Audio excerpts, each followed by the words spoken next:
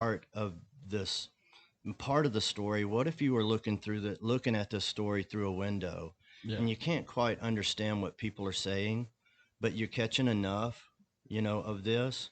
And I think what's happened as I've kind of developed is my songs seem less of a story. They seem less of a movie, Right. and they seem more like a movie trailer to Okay. me.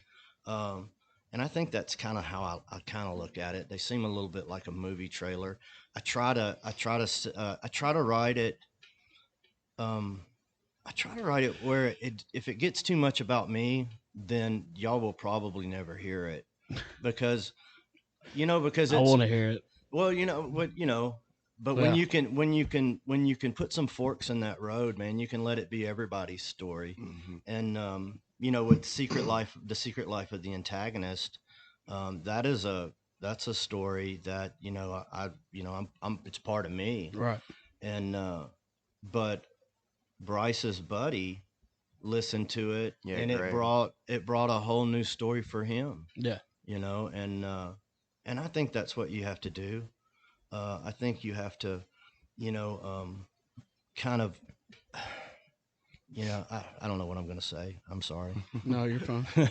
But yeah, I think that's just kind of what you have to do. You have to show them the picture and let them make their own decisions on Right. what they're hearing. Just And paint a picture and let them Mhm. use their own imagination. Yeah, because I have so much to say about songwriting, and anytime anybody asks me, I don't know what to say about Right. it. Yeah, we literally, since you've been here, we've talked probably 8 hours just about songwriting process Mhm. of, where I pull my inspiration from, and then Right. comparing it to where you get yours from.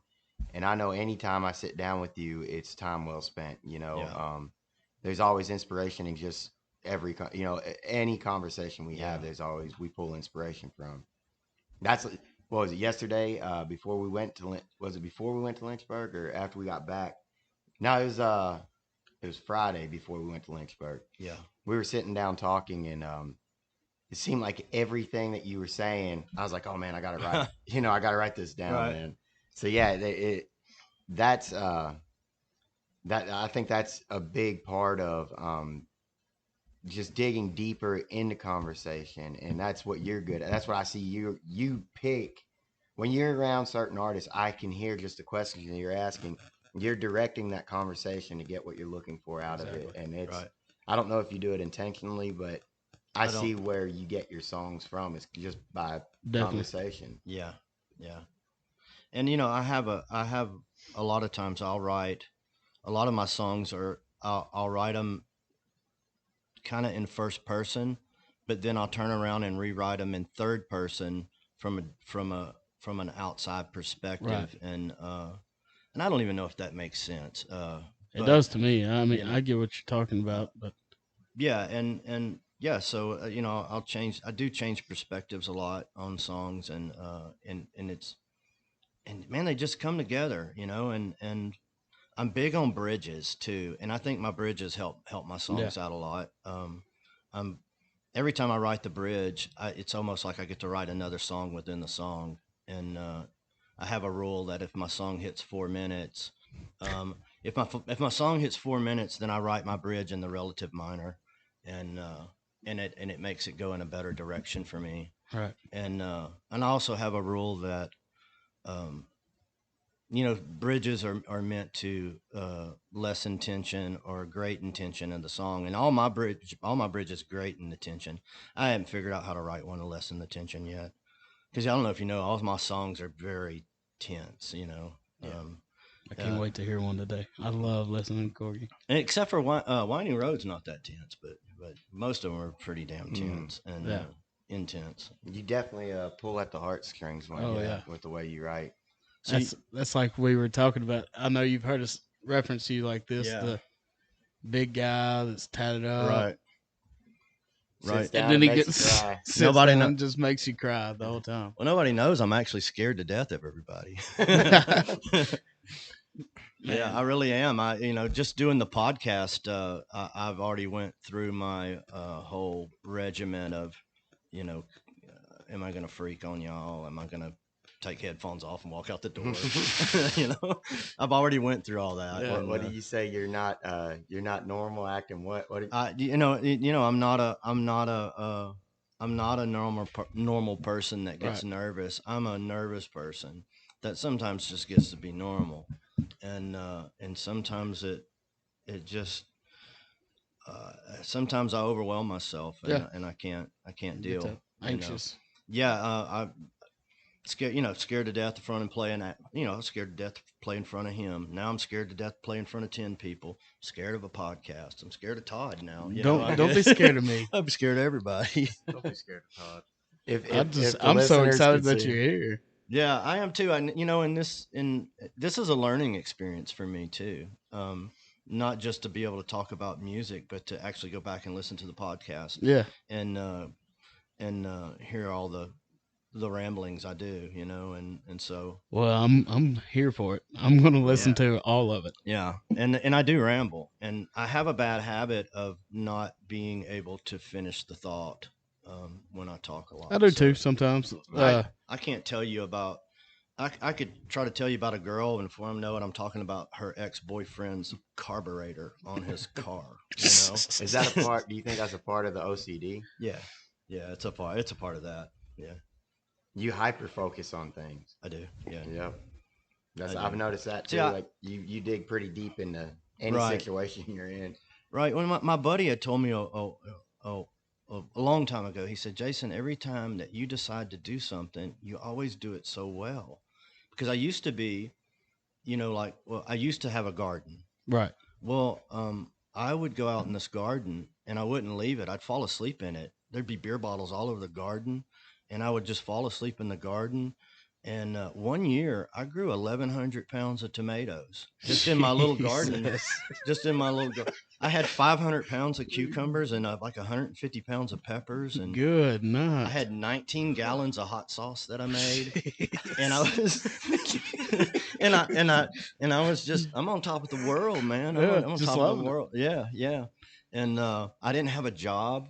My buddies described me as a homeless man who owned his home.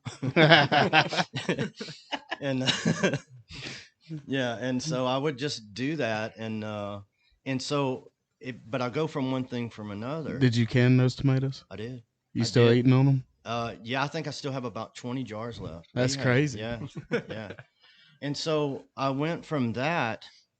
I used to be a really healthy guy. Then I used to be a really unhealthy guy. And one day I just decided, man, I didn't want to be a chubby guy anymore. And as you can see, I'm chubby now, but I didn't want to be a chubby guy. Right. Well, I lost 100 pounds and went from, it used to take me 23 minutes to get around the track. That's how out of shape I was. I was so out of shape. It took me 23 minutes to get around the track. And 2 years later, I was running 7-minute miles around the track. I went down to 167 pounds, Goodness gracious. and I was running 5 to 7 miles, a day. And then I started songwriting, and so now I'm fat again. So the garden's dead. The garden's dead. I did it. I don't have to go back. The, And so, the exercising's over with. yeah. And unfortunately for like things like guitar and songwriting, there's no finish line, and because that seems to be the problem. Yeah. When I hit a finish line, I'm done. Yeah. Yeah. Yeah. I've got the exact same problem. Yeah. I mean, Todd knows this. I've done every hobby. Yeah. All of them. I solved Rubik's Cubes for about a year.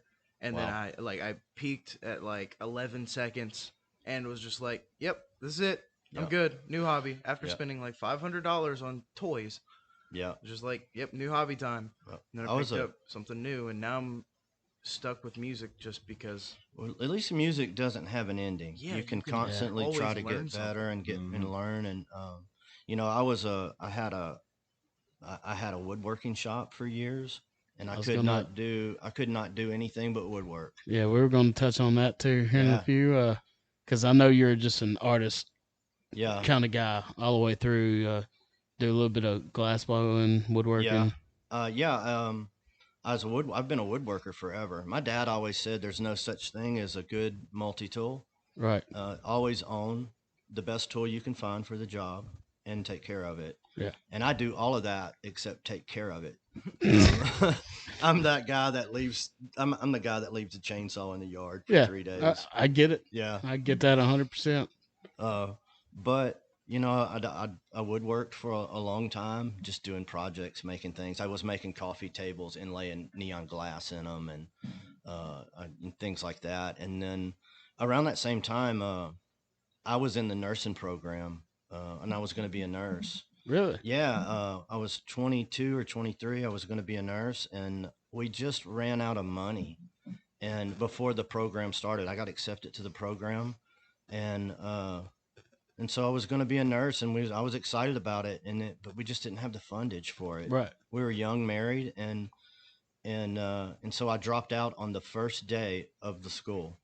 Oh, And see, if you drop out before, that means someone can take your place. right. And if you drop out during, that means someone gets bumped. you know? Right. So someone's a nurse because of my unfortunate event. That's awesome. Yeah. And they never said thank you. They're not going to.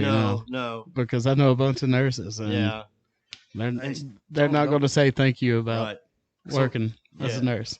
So I did. I bounced. I didn't know what to do after that, and so I ended up at a sign shop, and there was a neon room there, and the owner's son was the glass blower, and I worked there for a while, and then one day I asked him if I could learn that, and he said no, and and so I hounded him, and one day he said, "I'll tell you what, I'll show you how to make a weld in glass, but don't ask me another word. Don't ask me for anything until you can get this perfect." And so he showed me how to weld, and I would go in after work, and we'd clock out at 4. Mhm. And so I could, the office would close at 5, so I could stay there an hour off the clock, and I would practice welding off the clock. And I got good at welding glass. And then one day he said, "Let me show you how to do what they call a double back." He said, "Let me show you how to do a double back." And I practiced that for weeks and months. And 2 years later, I was a neon guy. I was a glass blower. It took me That's 2 years amazing. to learn it. And you're don't get me wrong, when you're a neon glass blower for 2 years, you suck. You're not good. You're not gonna make. You're just, all you did is got to the first phase of Right. doing it. Imagine somebody playing piano for 2 2 years. 2 years. Yeah. They can play it, but They're not great, Yeah. but they're good. they're good. Yeah. But can you make money at it? Because at 2 years with a neon glass blower, you can't make money. You're Right. too slow. And so they put me on the clock because I was slow. And the guy that was showing me, which was the owner's son, he moved to Houston, and it just left a spot for me. And so I had 5 years under my belt being a neon glass blower. And then I went out on my own on my 7th year. And then I did it for right at 20 years.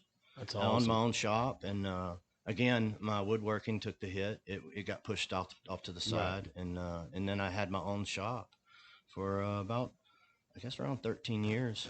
And about 13 years behind my house. And now that shop is back to being a woodworking shop, and then there's a bar behind that, and Okay. then there's a bayou behind that. So, Yeah. but yeah, I love glass blowing, but I'm not ever going back to it. Not going back to No. it. I don't blame you. No. I actually did a little woodworking myself. I don't know if you'd call it woodworking. I built chicken coops. Hmm. I built I've those. seen your chicken coops. Yeah, I've seen them. Well, thanks. Yeah. There's a lot of people that have seen them. Well, we built a lot in about 2 years span. 2 years, man. We probably what? It was 200. It was over 150 of them. Wow. So Wow. We spent way too many weekends.